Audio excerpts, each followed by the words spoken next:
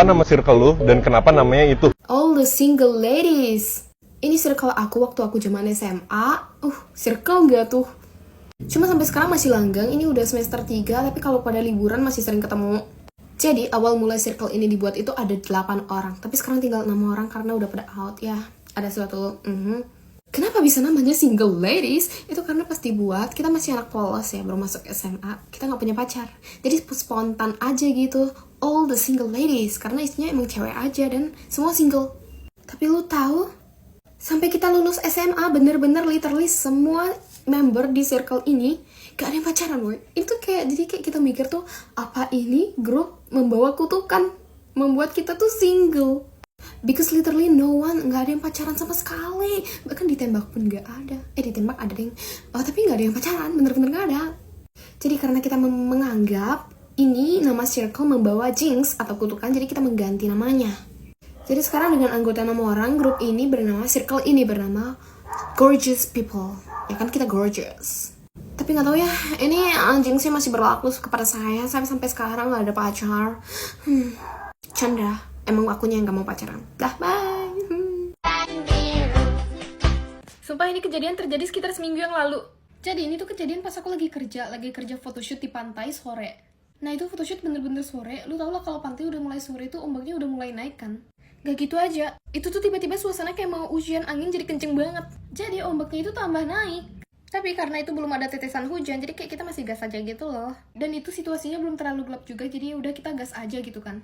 Nah aku photoshoot ini bareng kakak aku. Kakak aku photoshootnya itu bagian di tebing-tebing agak jauh dari pantainya gitu, dari lautnya gitu, airnya. Sedangkan aku itu agak lebih deketan ke arah pantainya, ke arah airnya itu. Ada kayak batu-batuan gitu. Aku duduk di sana, jadi kayak fotonya tuh sambil duduk di batunya itu kan. Sumpah gue ada videonya, wait.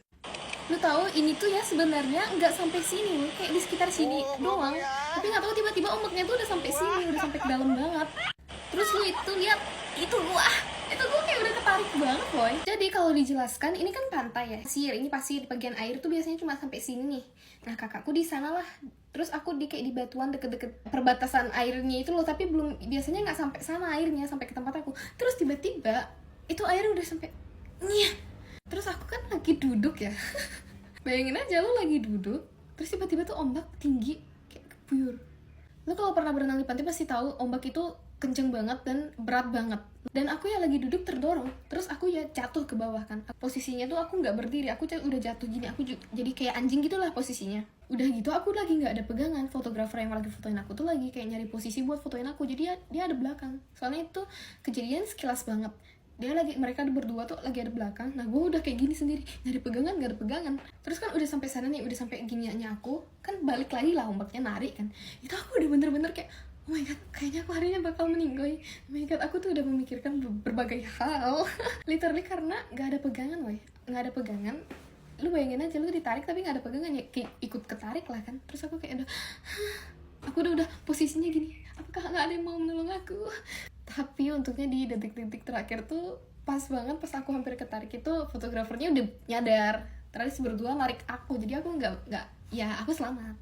Mungkin dari POV orang lain yang ngeliatin aku tuh nggak yang seheboh itu. Ya mungkin nggak kelihatannya seheboh itu, tapi dari POV-nya aku itu tuh udah bener-bener kayak. Jadi sekarang burungku ada 3. Tunggu. Entah kenapa video ulang. Video perburunganku itu kemarin viral lagi, dan di sini aku mau bilang thank you banget yang udah nonton, dan banyak banget komen yang bilang Fuku-chan itu lucu dan semua pengen pelihara. By the way, aku udah bikin akun khusus Fuku-chan. Ini emang mimpiku dari lama sih bikin akun khusus hewan, dan aku udah buat, jadi kalian tolong follow ya. Di akun itu aku bakal buat video-video tentang Fuku-chan, kayak gimana sih proses memelihara burung hantu. Jadi kalian yang ngerasa pengen banget coba pelihara burung hantu, kalian bisa follow dulu ini. Thank you. Aku tuh suka banget sama burung, guys. Kalau dulu kan burungku cuma 1, sekarang ada 2. Masih inget gak sama video yang tadi? Sebagai pecinta burung, aku punya burung baru lagi loh. Jadi sekarang burungku ada 3. Tunggu. Jadi ini aku baru adopsi 2 hari yang lalu. Aku order dia dari pasar burung gitu. Awalnya 250, cuma aku nego sampai 180 gitu kan. Burung hantu, lucu banget gak sih? Terus katanya ini tuh udah 1 bulan, masih anak-anak 1 bulan gitu. Tapi ukurannya nanti pas udah gede tuh nggak bakal nambah lagi. Jadi cuma segini aja. Lucu banget gak sih? Terus ya, kalian tau nggak? Dia tuh banyak banget sisi imutnya. Dia kalau makan harus disuapin. Kalau dia lus matanya merem. Tuh lucu banget kan, kecil banget loh. Terus kalau masa aman dia bakal tidur kayak gini. By the way, dia aku namain Fuku-chan. Karena Fuku itu aku ambil dari Fukuro. Bahasa Jepangnya awal itu Fukuro, jadi aku ambil Fuku. Ini cowok by the way. Ini suaranya tuh kayak gitu guys. Aku ngira suara burung hantu tuh yang kayak beda gitu. Ternyata kayak ayam ya. Dia tuh seneng banget dielus kayak gini. Kadang sampai ketiduran gitu tau kalau dielus.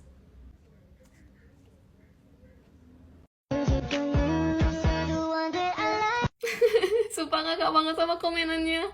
Sumpah komennya itu kayak, itu bau amis banget. Terus kayak jadi takut makan itu. What the hell? Jadi itu namanya katsuobushi. Mungkin kamu ngerasa sedikit amis mungkin karena itu adalah, itu kayak olahan dari ikan gitu loh. Katsuobushi itu dari ikan.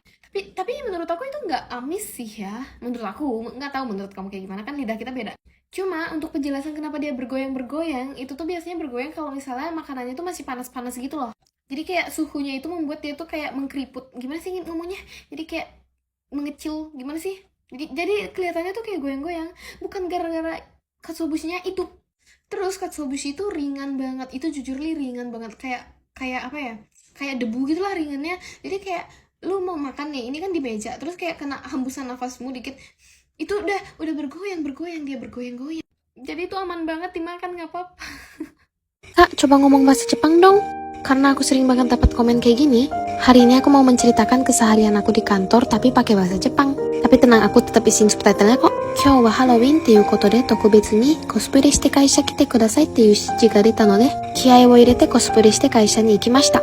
私のテーマは暴力で死んじゃった女子高生を演じたかったので、めちゃ頑張って化粧や服装を揃えました。今日は早起きしてメイクをしてコンテンツを作ってから会社行きました。正直そこまで熱心込めてみんなコスプレしてこないだろうと思ってたんですが、会社着いてびっくりしました。大会かってぐらいみんなすごかった。ウェンズデーになってる先輩やマリオになってる社長もいました。これはなんだっけ忘れちゃったな。これも何かになってた。全体ショッピーもいたし、ヒンドゥーのマンクもいたし、ゾンビもいれば怖い怖い魔女さんもいたし、海賊もいました。コロナの何かもいたし、ファラックもいたし、泣き虫ヒーローもいた。これはピーターとかなんか言ってたし、防犯カメラまでいたよ。インターンとして来てから3ヶ月しか経ってないけど、みんなと馴染めてすごい楽しい。残りの1ヶ月も頑張ろう。楽しい一日でした。なんか最後まで聞いてくれてありがとう。udah ya guys, bye bye. Kelebihan apa yang kamu ingin punya? Aku ingin punya kelebihan terbang jarak jauh. Kalau bisa 17.000 km tanpa berhenti. 17.000 km tanpa henti? Ih, keren banget. Oke, kelebihan apa yang kamu ingin punya? Kecepatan.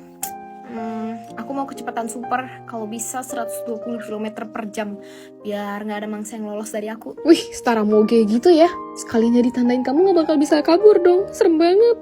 Kelebihan apa yang kamu ingin punya? Kalau aku ingin mataku yang super tajam, biar nggak ada hewan yang bisa lolos dari mata aku. Biar setinggi apapun aku terbang, aku bisa lihat mangsa itu. Ih, keren banget, bisa kayak zoom in gitu ya. Ih, keren. Kelebihan apa yang kamu ingin punya? Aku ingin punya kemampuan untuk berbaur dengan semua makhluk hidup. Mau besar, mau kecil. Aku ingin jadi hewan chill yang disukai banyak makhluk. Wih, seru banget tuh kayaknya. Bisa berbaur sama siapa aja. Kelebihan apa yang kamu ingin punya? Aku ingin jadi makhluk paling sempurna. Aku ingin punya akal supaya bisa mikir. Supaya bisa bersaing di dunia pendidikan juga. Kayaknya seru gak sih kalau ngejar pendidikan sampai keluar negeri gitu? Punya akal terus kuliah ke luar negeri. Seru banget tuh kayaknya.